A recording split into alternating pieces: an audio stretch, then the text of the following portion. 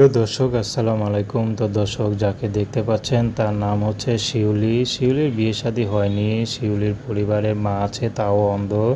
শিউলির বাবা নেই। শিউলির ছোট একটা ভাই আছে, মাদ্রাসায় পড়ে।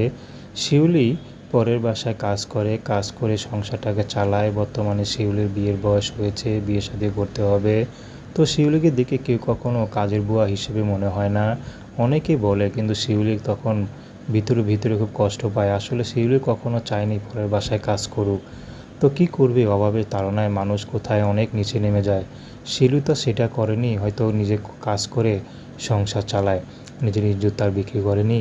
তো শিউলি এখন চাচ্ছে ভালো একটা জীবনসঙ্গী, যে তার সুখে দুঃখে পাশে থাকবে। তার বয়স 40, 50, 60 যাই হোক না কেন, তার কোনো সমস্যা নেই। শিউলি শুধু চাচ্ছে ভালো একটা মানুষ, যে মানুষ তার পাশে থাকবে, তাকে কখনো ছেড়ে চলে যাবে না। সেই মানুষটি বিবাহিত হোক আর বয়স্ক হোক। তো দর্শক, প্রেম ভালোবাসা বিয়ে শাদী করা আপনাদের ব্যক্তিগত ব্যাপার। আসসালামু আলাইকুম।